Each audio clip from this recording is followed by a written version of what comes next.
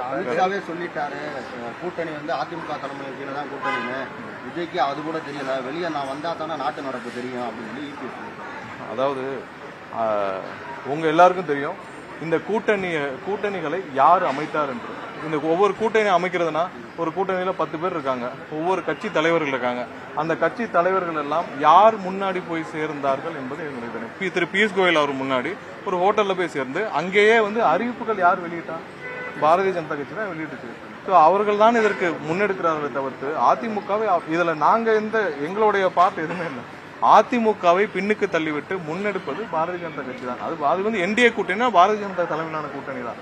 இதுல அவர்களுக்கு உடன்பாடு எப்படி இருந்தாலும் என்ன, அவர்கள் எல்லாம் சேர்ந்து பயணிக்கணும் முடிவு பண்ண பிறகு யார் தலைமையில இருந்தா என்ன. ஸோ அதுல ஒன்றும் பேசுறதுக்கு எதுவும் இல்லை.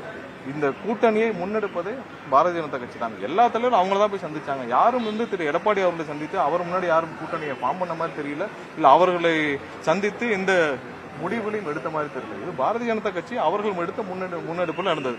ஒண்ணு இல்ல, முதல் கூட்டம், அதாவது ஒரு கூட்டணி அமைத்த பிறகு முதல் கூட்டம் யார் தலைமை ஏற்கிறார்களோ அவர்கள் தானே அந்த கூட்டத்தை ஏற்பாடு செய்வார்கள். கடந்த வாரம் பிரதமர் தலைமையிலான கூட்டம் நடந்துச்சு சென்னையில, செங்கல்பட்டுல.